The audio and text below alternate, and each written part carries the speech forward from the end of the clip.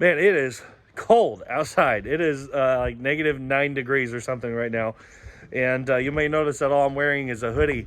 As a parent of teenagers, this is a problem that I have with them consistently. It's cold outside, and I remind them, get your hat, get your gloves, get your big coat. And so often I get kind of eye rolls from them, or them saying, oh, my hoodie will be just fine, Dad. It's not that cold outside, or I don't want to have to carry it around. It's just kind of a hassle and all this. But, at this point in my parenting, I'm kind of like, well, a cold day will do you a lot of good then, I won't have to remind you next time because you'll probably want it. But I think sometimes this is our relationship with God, that he encourages us to live a certain way. He encourages us to stay away from certain kind of living. And I think it doesn't fit our plan sometimes. It doesn't fit what we want for our lives. And so I think sometimes we roll our eyes at God a little bit. But, let's remember we talked about this on Sunday, that there's a certain kind of living that he wants us to stay away from. There's a certain kind of living he wants us to live.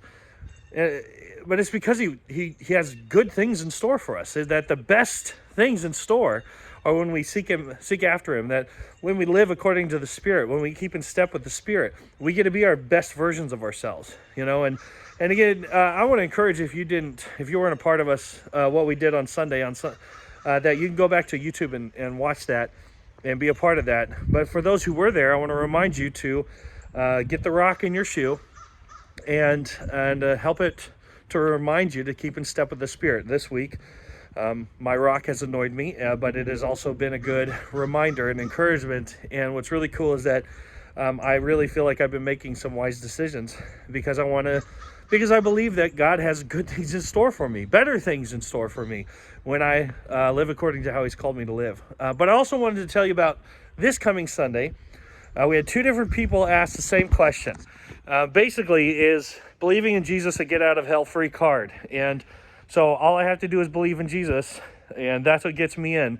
Or, does my behavior really count towards that? Like, if I believe in Jesus, but I still do terrible things, am I not going to make it into heaven? Now, what's interesting is that one of the people who asked this is someone who is not necessarily someone of faith, that they don't really believe in Jesus as their Lord and Savior, but the other person does. And so this is a question that affects not just people outside the church, but people inside the church. So if you know someone who you think might be interested to hear just really clearly, like, what is this about belief?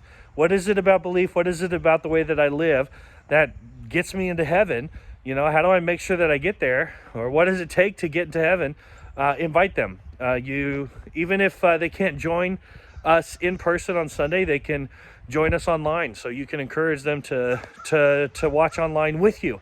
But it's going to be a good Sunday, and I want to make sure that everyone's aware of what's coming up, because someone might really benefit from an invite from you today. So love you guys, and bundle up, right?